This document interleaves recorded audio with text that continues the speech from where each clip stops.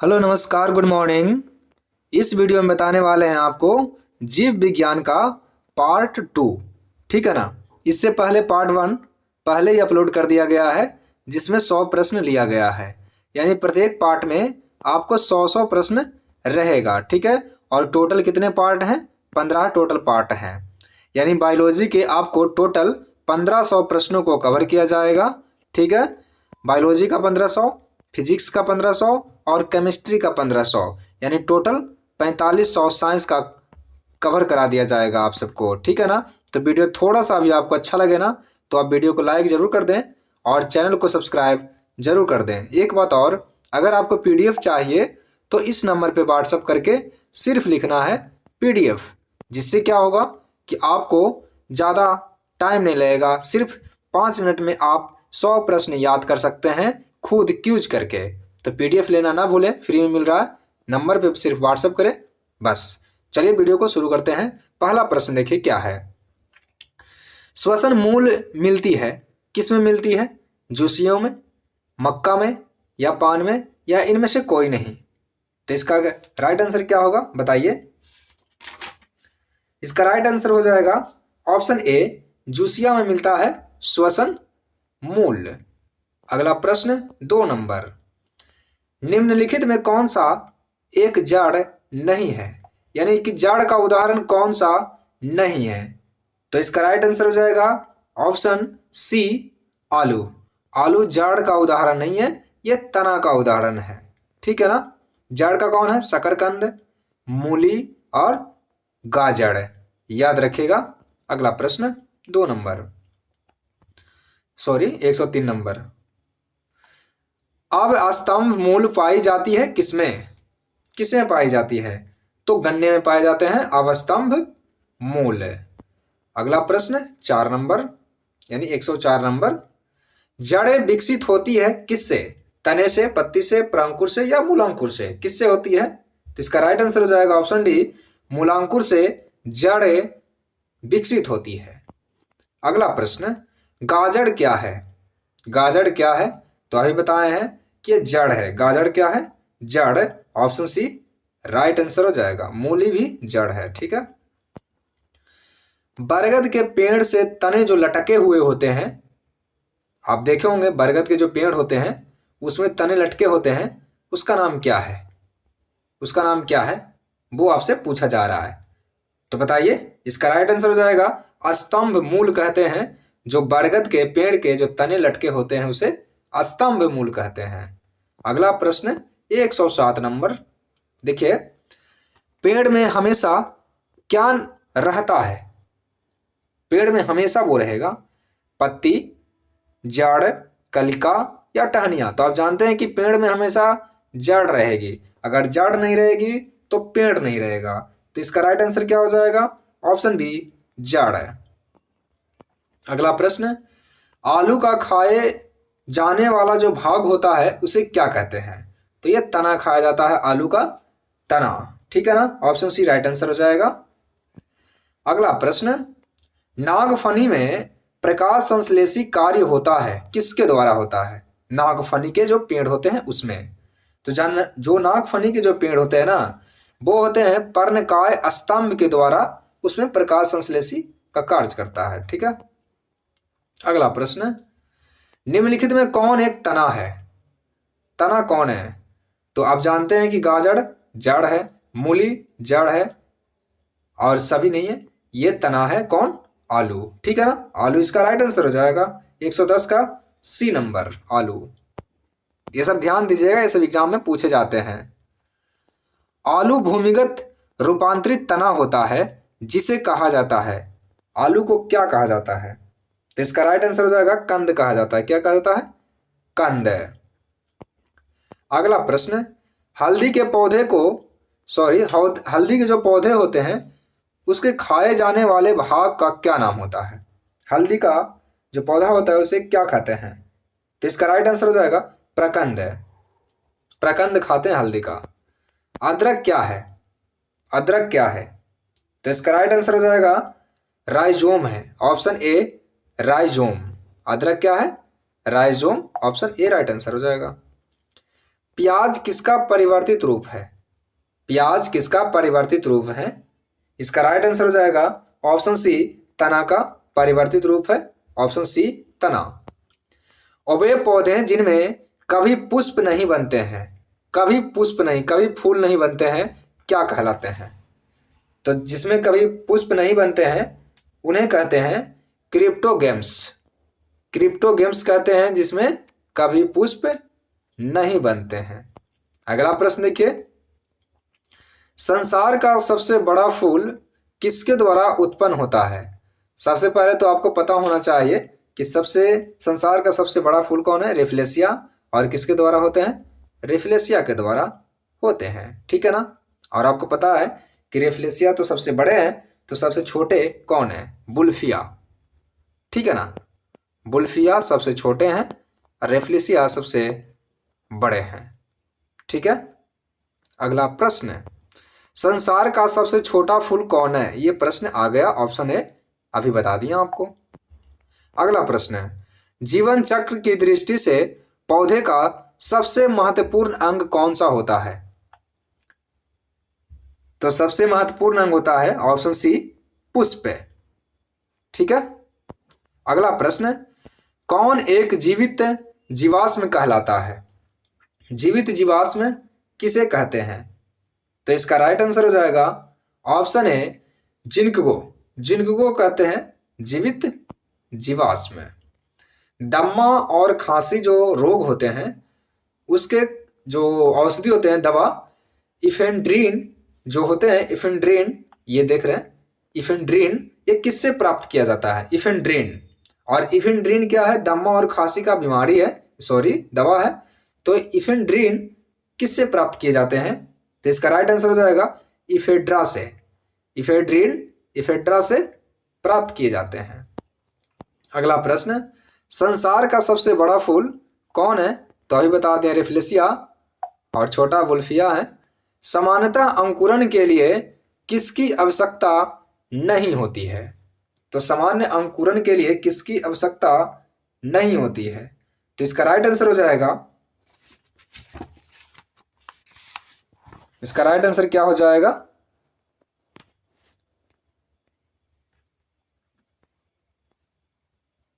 सही सही बताया हूं ना?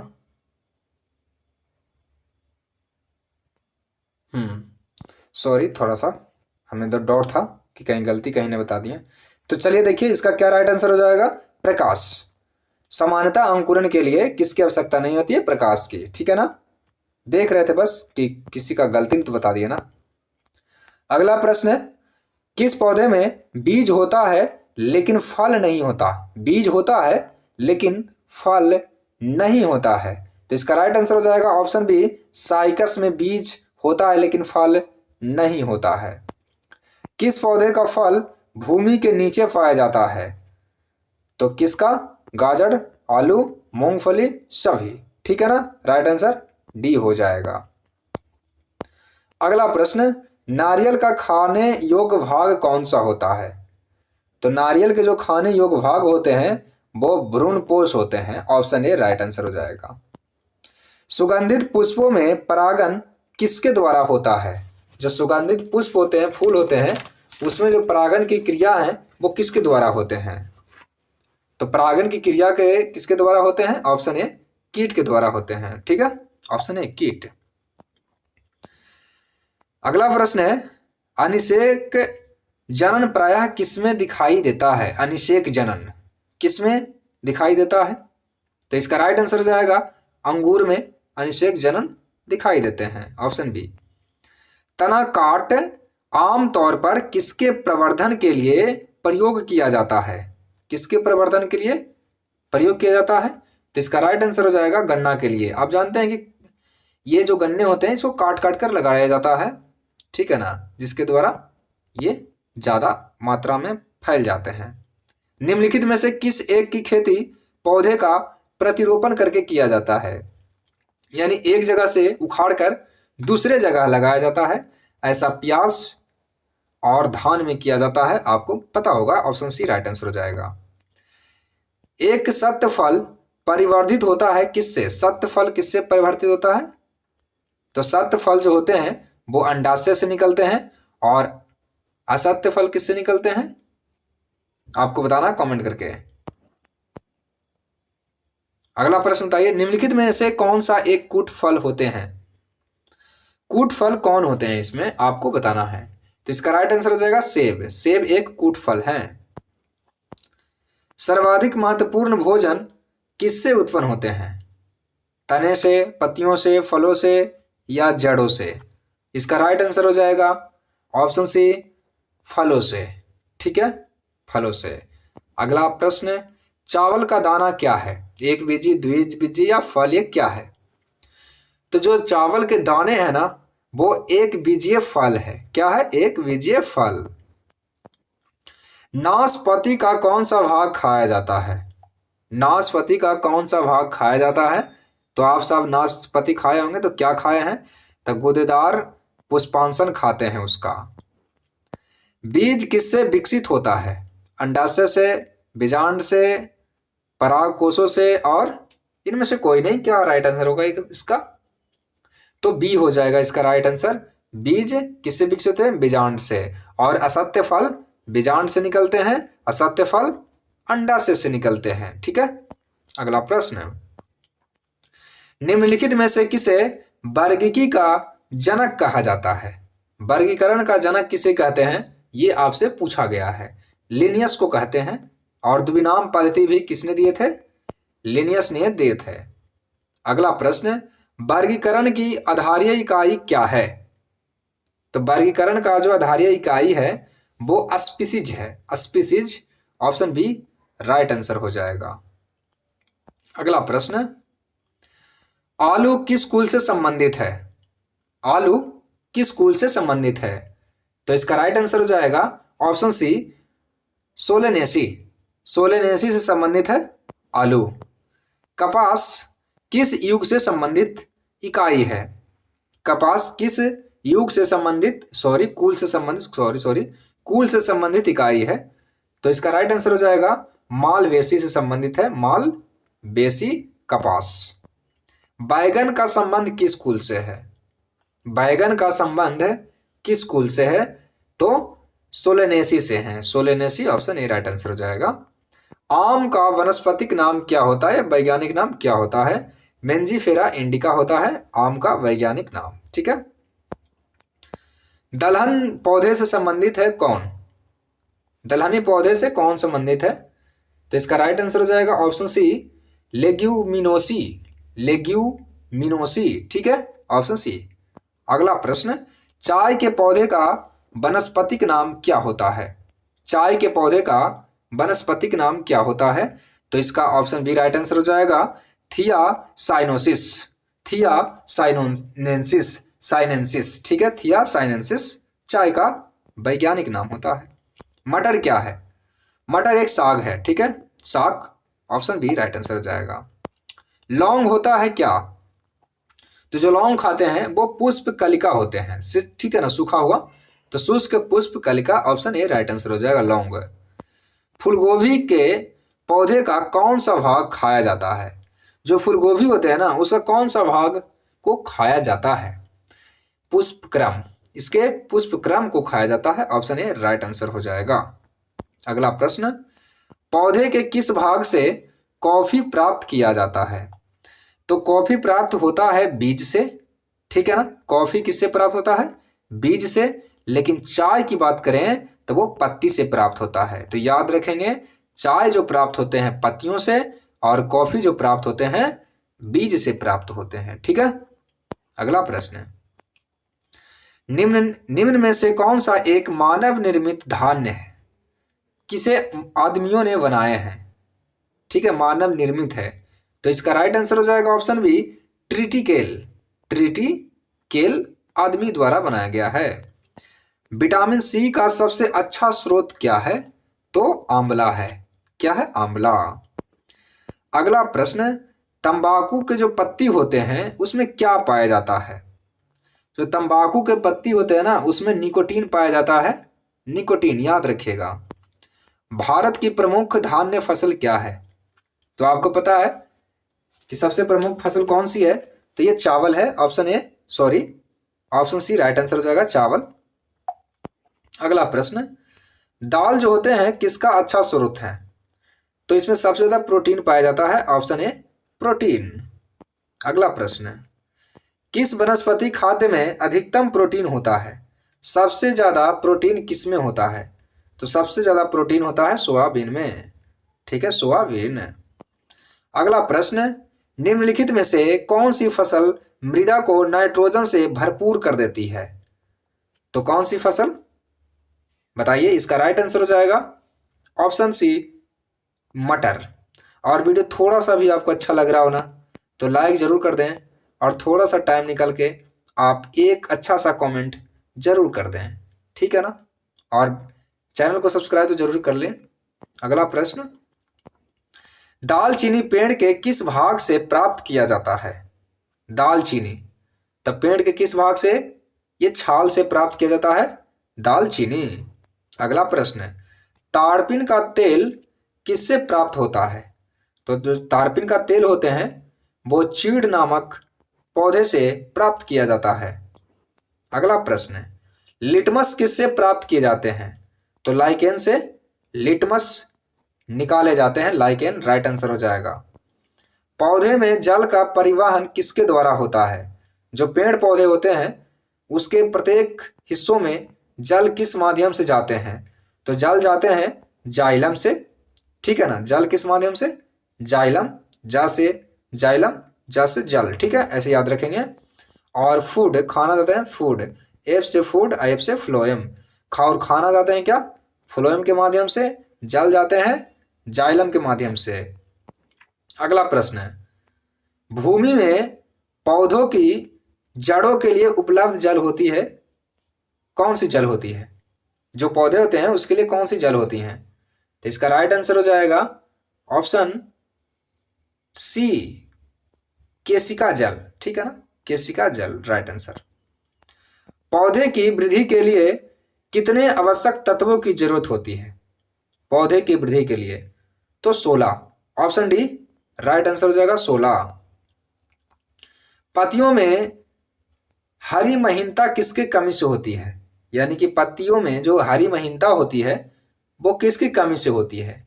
तो इसका राइट आंसर हो जाएगा मैग्नीशियम, Mg के कमी के कारण होती है।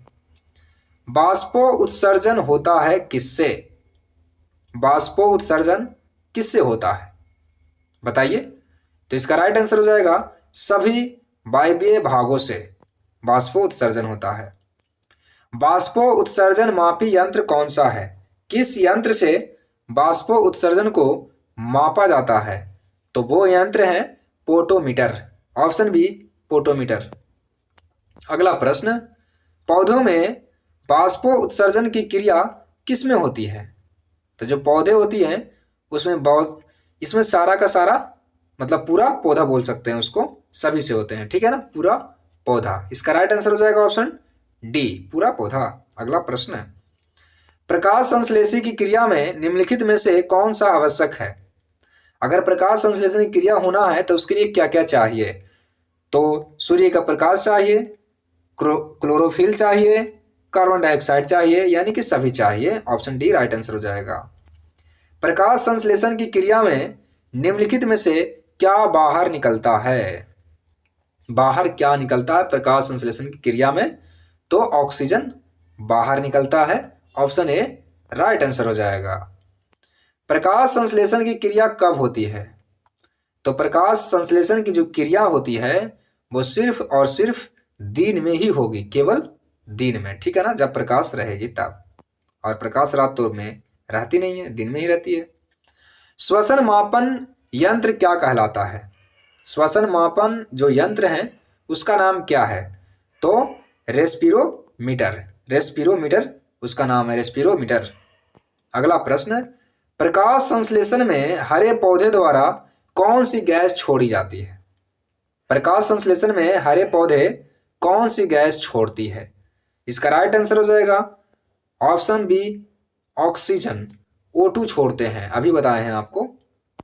अगला प्रश्न, फल पकाने वाला हार्मोन का नाम क्या है? तो जो फल पकाने वाला हार्मोन है उसका नाम क्या है? इथिलीन, क्या नाम है? Ethylene. Option A right answer हो जाएगा। अगला प्रश्न है, पौधे की लंबाई में वृद्धि के लिए आवश्यक नहीं है, क्या आवश्यक नहीं है? तो पौधे की वृद्धि के लिए ये सोडियम आवश्यक नहीं है, ठीक है ना। ऑप्शन बी, प्रकाश संश्लेषण क्रिया में मुक्त होने वाली ऑक्सीजन कहां से आती है? तो ये जल से आती है, ठीक है ना, पानी से। ऑप्शन बी राइट आंसर हो जाएगा। वह यंत्र जिसके द्वारा तने की वृद्धि दर सही रूप से मापी जाती है, तने की वृद्धि दर सही रूप से मापी जाती है किससे? तो इसका राइट आंसर हो जाएगा ऑप्शन सी एक्जिनोमीटर। इससे तने की वृद्धि दर मापी जाती है। अगला प्रश्न है, पेड़ों की पत्तियों में पाए जाने वाला हरा पदार्थ क्या कहलाता है? बताइए। तो ये जो पाए जाते हैं क्लोरोफिल। आप जानते हैं कि जो पेड़ की जो पत्ती हरी होती है वो क्लोरोफिल के कारण हरी होती है और पीली कैरोटीन के कारण होती है। और जो ये देख रहे हैं हीमोग्लोबिन, ये मानव रक्त जो होते हैं लाल, ये हीमोग्लोबिन के कारण ही होते हैं।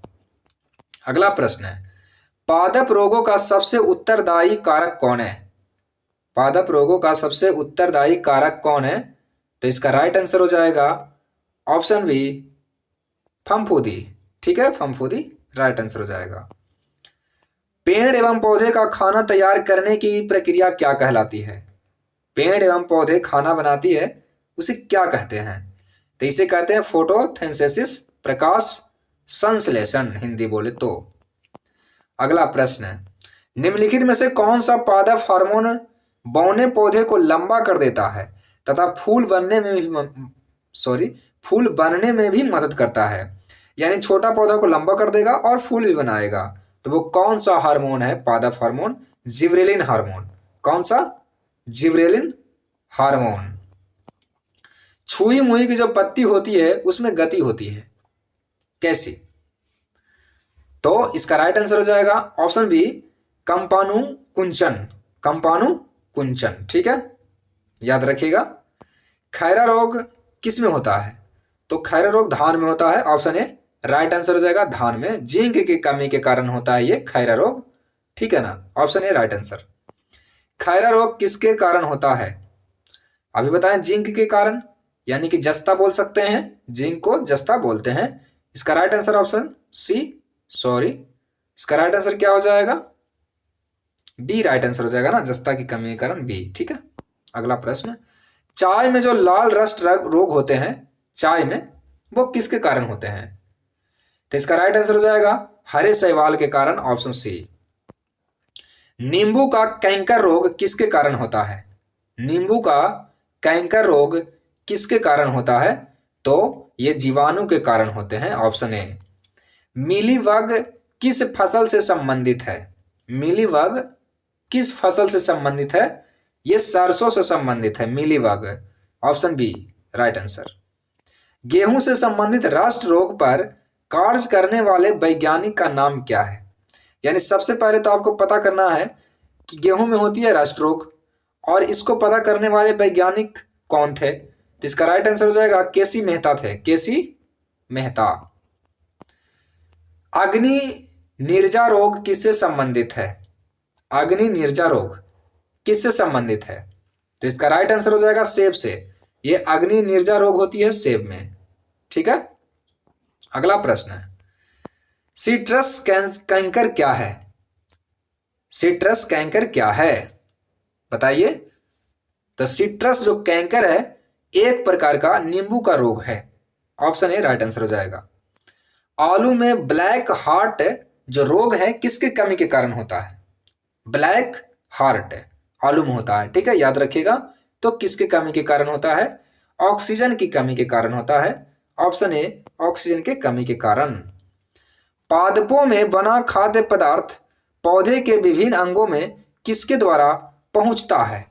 तो आपको बताया है कि अगर जल की बात करें तो जाइलम के द्वारा, अगर खाद्य पदार्थ की बात करें, खाना की बात करें, तो फूड यानी फ्लोएम के द्वारा, ठीक है ना। 188 का ऑप्शन ए राइट आंसर हो जाएगा।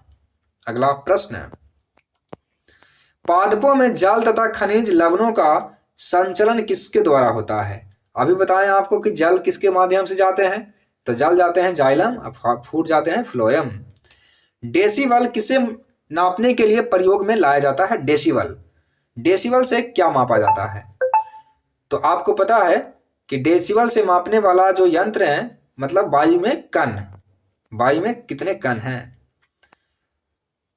वंशागति के अध्ययन से संबंधित जीव विज्ञान की वह शाखा क्या कहलाती है, वंशागत, ये वंशागति क्या कहलाती है, इसका राइट आंसर हो जाएगा आनुवांशिकी कहलाती है, आनुवांशिकी, जेनेटिक्स।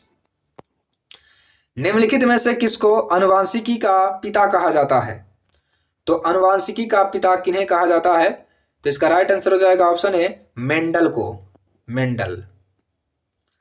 अगला प्रश्न, जीन शब्द का प्रतिपादन किसने किया था, तो जीन शब्द का प्रतिपादन करने वाले जो वैज्ञानिक थे जोहानसन थे, ऑप्शन बी जोहानसन। अगला प्रश्न, जीन्स बने होते हैं किसके, जीन्स किसके बनते हैं, जीन जो होते हैं ना वो किसके बने होते हैं, तो इसका राइट आंसर हो जाएगा ऑप्शन सी डीएनए के बने होते हैं जीन। अगला प्रश्न, प्रयोगशाला में सबसे पहले डीएनए का संश्लेषण किसने किया था, सबसे पहले डीएनए का संश्लेषण किसने किया था, तो इसका राइट आंसर हो जाएगा हरगोविंद खुराना, खुराना साहब ने किए थे। किसके द्वारा आनुवांशिकता के विज्ञान को आनुवांशिकी कहा गया, आनुवांशिकता के विज्ञान को आनुवांशिकी किसने कहे थे, इंपॉर्टेंट प्रश्न है, तो इसका राइट आंसर हो जाएगा ऑप्शन ए वाटसन।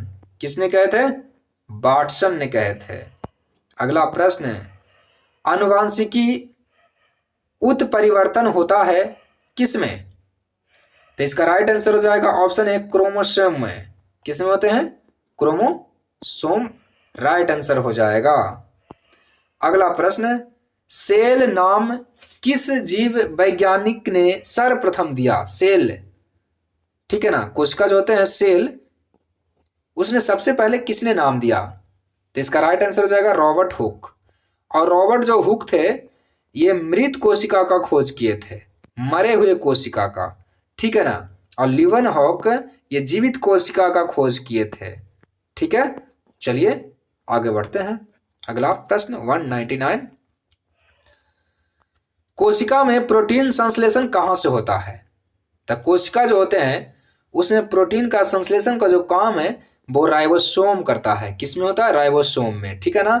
और लास्ट प्रश्न है 200 प्रश्न, 80% से अधिक सेल में पाया जाता है क्या अंशा पदार्थ, तो सेल में सबसे ज्यादा पाया जाता है जल, 80% से ज्यादा क्या पाए जाते हैं, जल पाए जाते हैं।